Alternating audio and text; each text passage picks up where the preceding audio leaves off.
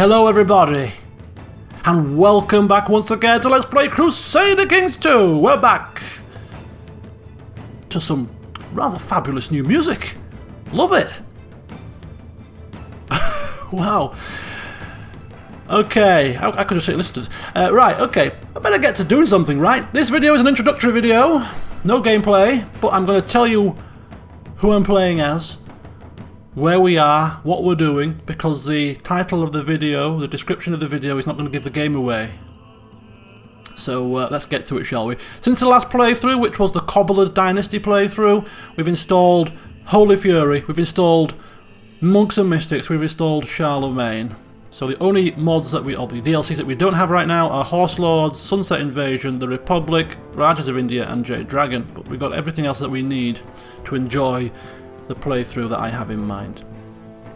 So what is that playthrough, you ask?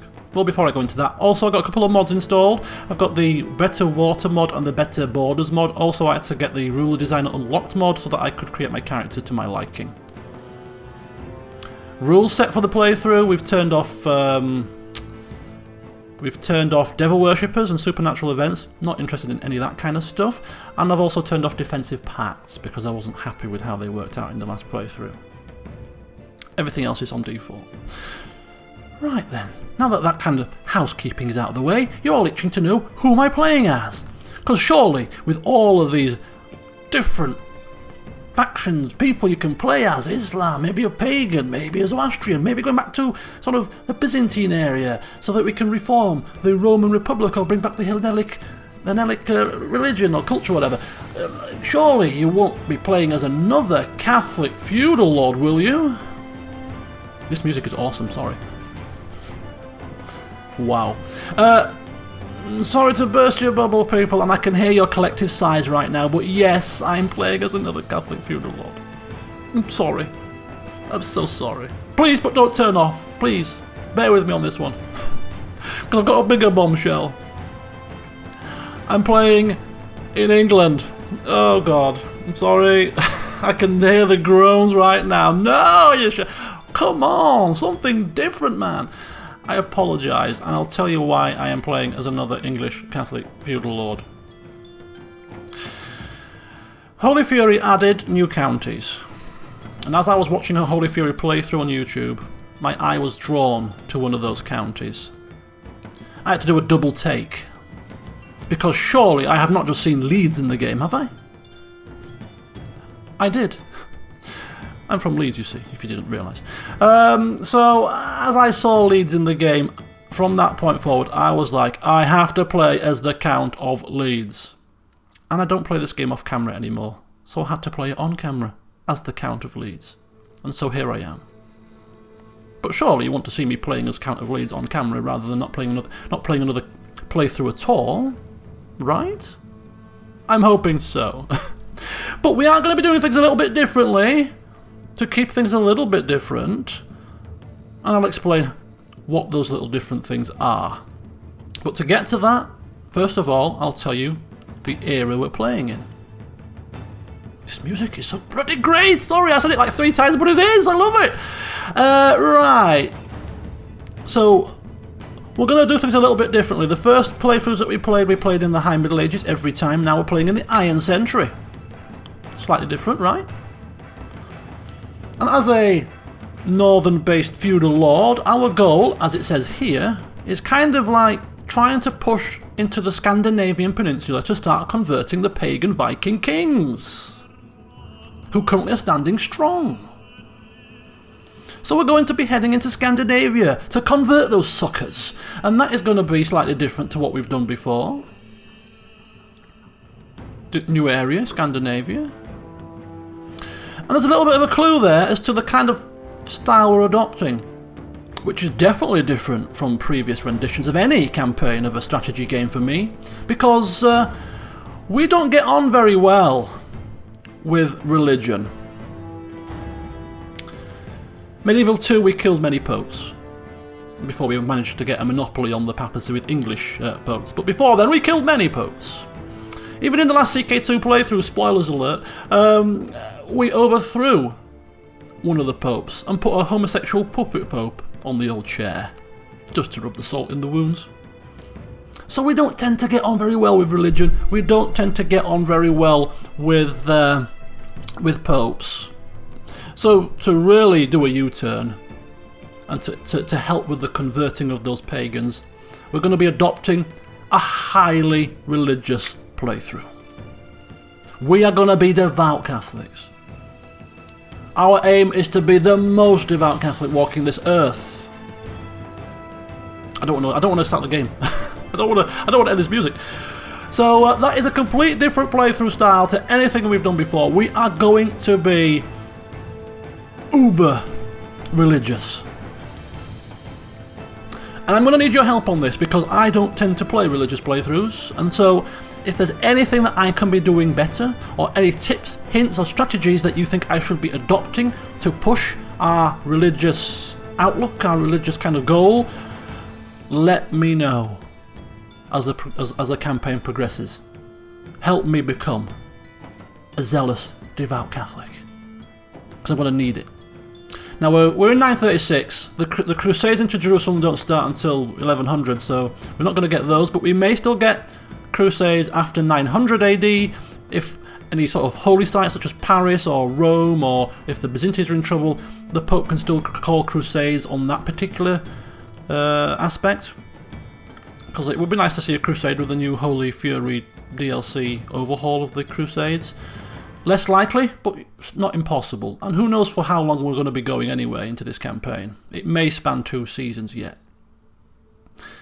Right, so shall we take a look at our character? Go on then.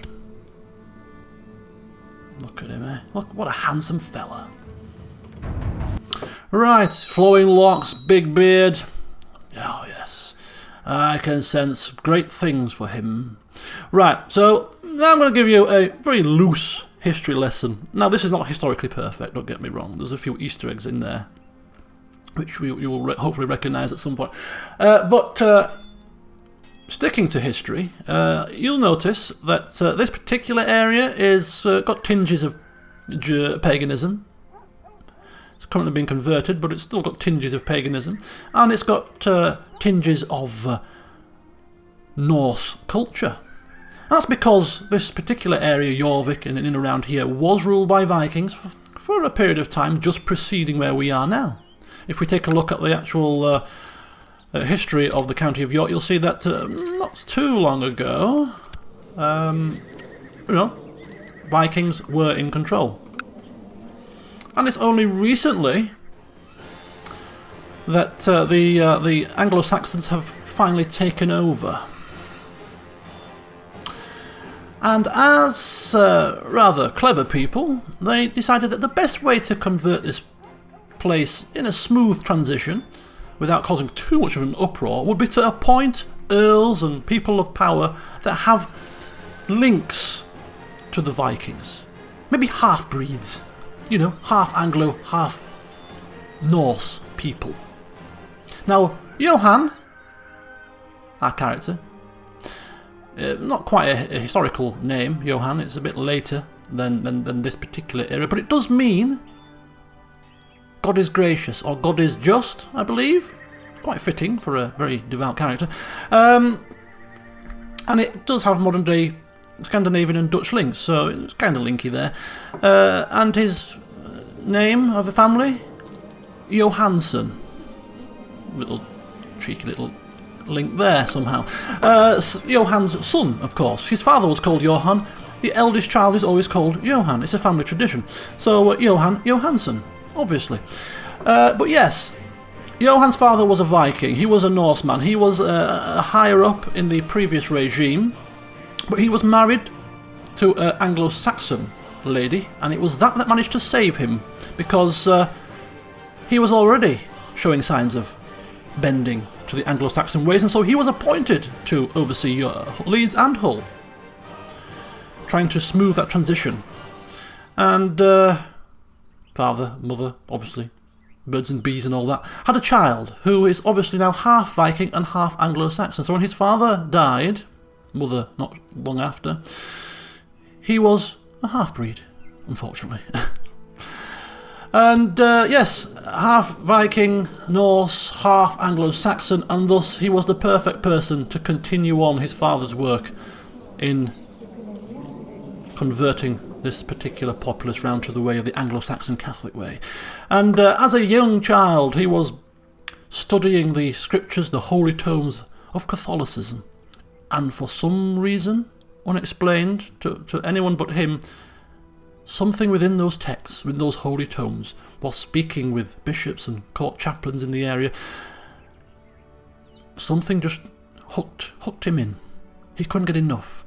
It resonated. The ways of the Catholics resonated with him as the way to go. And he poured hours and hours and hours reading in the library, reading in his study, holy tomes, texts, becoming a scholar, theologian, a zealous man, scholarly theologian. He's just completely taken over by what he's read, and he's now a very devout Catholic. Strong as well, because of his Viking upbringing. Him and his wife had a son who will be named Johann very shortly, of course, family tradition, but she died of camp fever less than a year ago, unfortunately.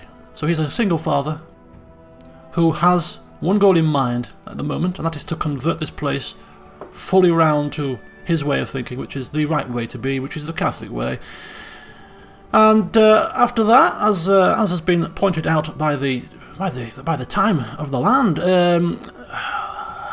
his calling, if not his calling, his son's calling, or his son's calling, but he will be making sure that he impresses upon these people the religious way to be. The goal is to get over there and teach these uncouth barbarian types, because he's heard about their antics from his father, and that is not a way to be, that is not a way to live.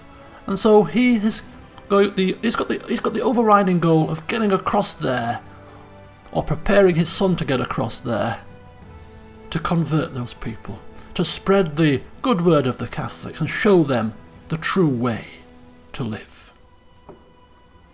And that is the goal. That is the premise of this campaign, and I hope you'll be there with me, even though we're still in England and feudal lord and all that. Okay, so there we go. This is obviously an introduction. We will get to the gameplay in the next session, which will be coming in the next couple of days. And I hope you like my house crest, the Yorkshire Rose. Oh yes, with a nice yellow Y for Yorkshire on blue background. Very nice fitting Yorkshire colours, you see. Beautiful, isn't it? Absolutely beautiful. So Johan Johansson, good old Yorkshire Rose, ruling over Leeds. It had to happen.